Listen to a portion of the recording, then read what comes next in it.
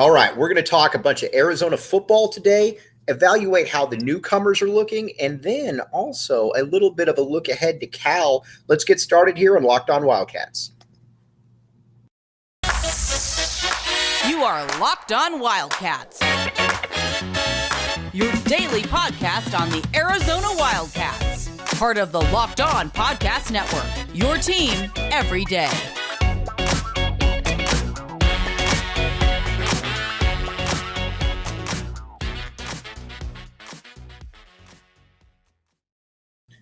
Happy Wednesday, Tucson, or Arizona Wildcat fans, and thanks for keeping it Locked On Wildcats.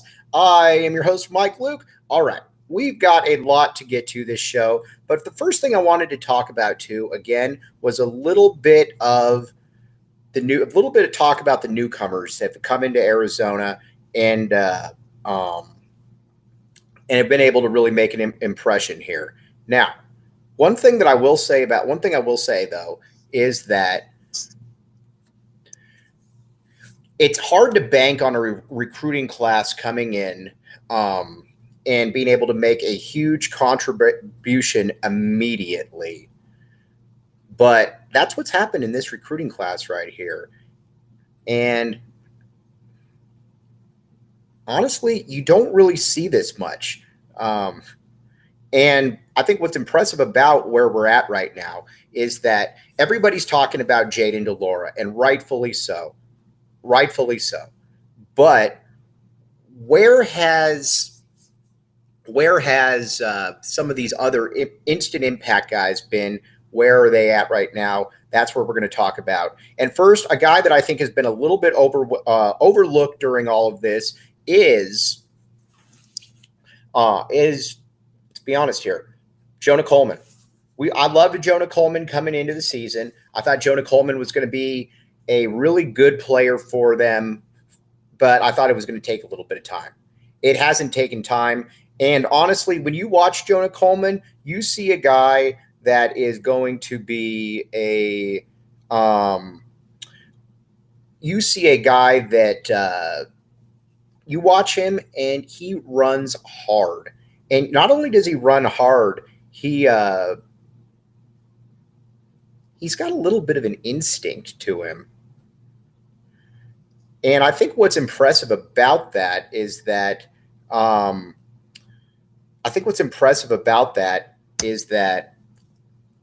you don't really see a running back come in. Generally, outside of the Alabamas, outside of the LSUs, outside of the big time schools, you don't see a lot of running backs come in that are physically able to play immediately. That generally isn't a thing, and that's actually what happened in. That's actually what happened with Jonah Coleman.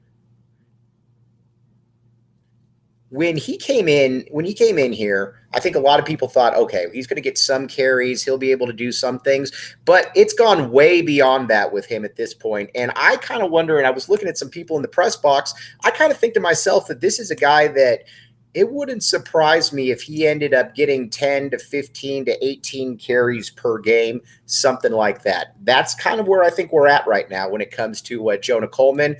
And maybe more so than anybody on the roster, he has a unique disposition about him. He has the ability to be able to get stronger as the game goes on. And you very rarely see that with freshman running backs, with 18-year-olds, with 19-year-olds. But that's what you see when you look at Jonah Coleman right there. This is a guy that has been able to make a real impression, and we'll continue to see how this goes. But so far, so good. All right. Now, another player that we need to talk about, and he's not new to the college game, but he's certainly new to this scene, is Tanner Mclaughlin. Tanner Mclaughlin is a player that, from Canada, plays at a smaller school before, but he has come in right here and he's been a workhorse for Arizona. He's been at that tight end position, and we always joke about it. Here in the media, wherever the case may be, you always hear jokes about, is Arizona's going to use the tight end this year? Because there's always been a bunch of nonsense about how Arizona's going to use the tight end, and then they don't end up using the tight end. We all know that. We've lived that before. This year's a little bit different, though. Tanner McLaughlin's getting a lot of touches. He's getting a lot of targets, and he's come through. There's no doubt about that. He's come through, and I think right now you got to be pretty excited if you're Arizona about the possibilities going forward with him. Now, some of the other guys too that we need to talk about. Jacob Manu. Jacob Manu made his debut, another Servite kid, and the Servite kids, I talked about it before, are going to bat probably 4 for 4. Arizona's probably going to bat 4 for 4 on them. This is a group of guys that I think that, you do know about how, Noah Fafeta, great expectations, him going forward. People have seen a lot of him. You do know T-Mac. Noah Fafita, Kean Burnett. But Jacob Manu's another player, man. You can't be sleeping on Jacob Manu because he is going – once he gets into that lineup, and he got into that lineup last week, I don't think you're going to really see him come out of there. I think you're going to continue to see him play. And the one thing we heard about him all season or all offseason was, yes, he's a little bit smaller. We all know that. But he's also got a real feel for the game. He's stronger than he looks. And by the time he's an upperclassman, he's going to be a problem. And he's going to be a problem in a big way. And right now, he might be a problem already. And I think where we're at right now is you look at this and you think to yourself, what can he be? Where can he be at this point? And I think that's what's exciting about all this. Now, I'm also at the point too where with Arizona, with Arizona, that you're going to have to find some overlooked guys. You're going to have to find some under the radar type players. And that's where I think we're at right now when it comes to that. I'm excited to see, though, who else can emerge right there. Because, again, you're going to see more freshmen play. This is a unique freshman class in that regard, and that you're going to see freshmen play. And I think that, again, that's what's an exciting part of what they're able to do right here. And the coaching staff, you've got to give a ton of kudos to. You've got to give a ton of stuff to, because a lot of people didn't see some of these guys. And honestly, that goes down to the coaching. That goes down to the coaching in a big way, because a lot of people don't see these players as being the kind of guys that they're going to be able to emerge the way they do. And Jedd Fisch has made a big deal.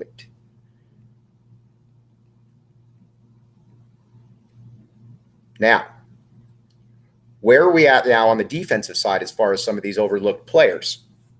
Let's talk about, again, a guy like a Deuce Davis. Deuce Davis, kid out of Chandler, nice player, good prospect.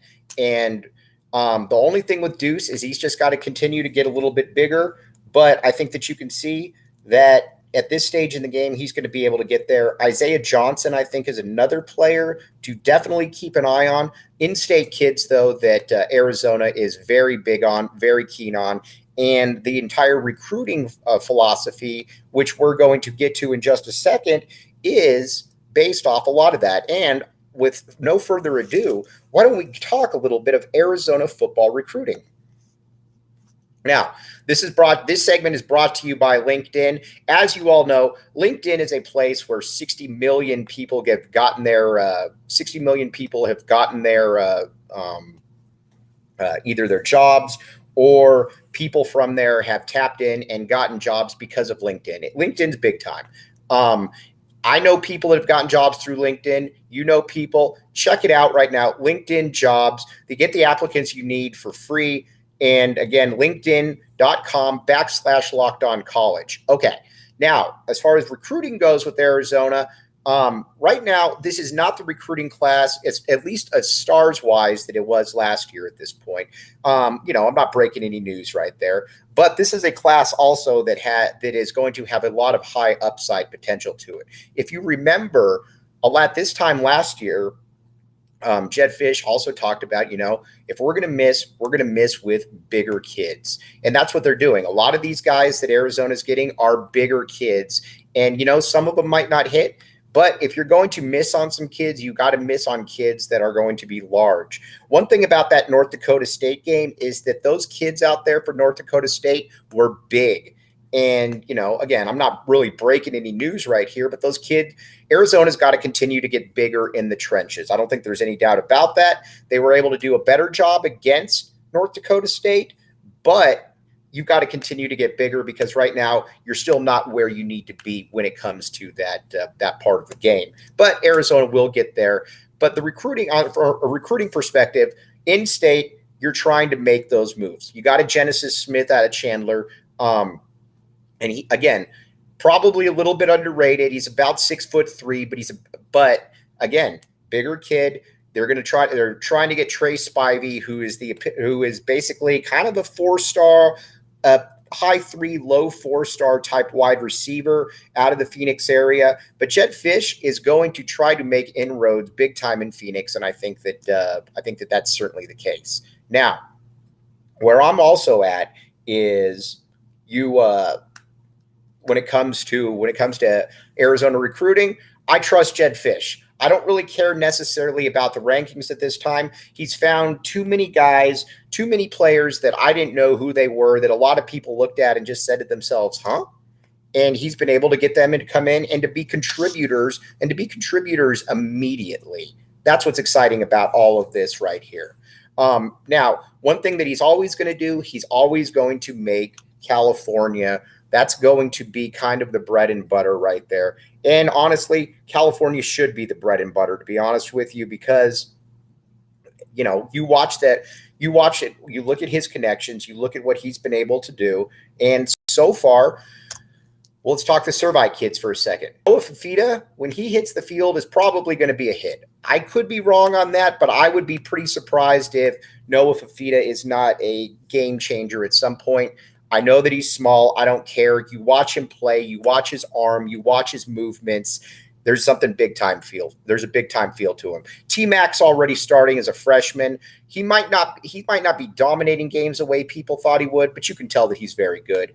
Kean Burnett hasn't really hit the field yet, but you also need to remember when it comes to Burnett, the tight end position is a difficult position to be able to learn because, there's blocking involved with this. And I think what people need to also realize, too, is that Kean Burnett didn't really have a position coach in high school. His dad obviously was a U of A great, played in the NFL. But, it's different when you have a coach that is with you day in and day out, getting you ready for the grind right there. That's where I think Arizona is a little bit different when it comes to Kean Burnett, when it comes to the tight end position, etc. Now, so Arizona, their blueprint right now is 100% to hit California, to be able to hit Arizona when they can. And when it comes to Arizona, you've just got to be able to get those guys. You've got to be able to get those players in there and be able to, be able to get those difference makers. And I think that's where Jedd Fisch gets it. Jedd Fisch knows that he's not going to have he's not going to be able to get all 5-star kids, all 4-star kids. So he's got to be able to evaluate. And that's where this coach gets it. The evaluation of this coaching staff is absolutely fantastic. And I think where people need to just understand is that, when somebody gives you a reason to be able, or gives you a reason and says, he's shown it so far, trust them and take them at their word. That's your recruiting segment brought to you by LinkedIn. We will be right back with you. Keep it here, Locked On Wildcats.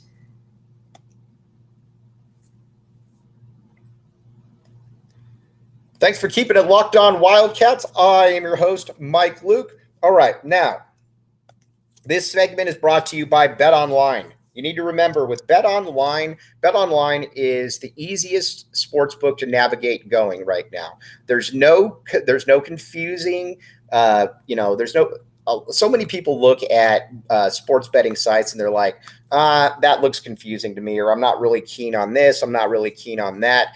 BetOnline gives it to you straight. You can find all the odds, news, scores, everything you want. It's kind of your one-stop shop, to be honest with you. And if you're like me and you're back in the A and you say to yourself, I'd love Arizona to be able to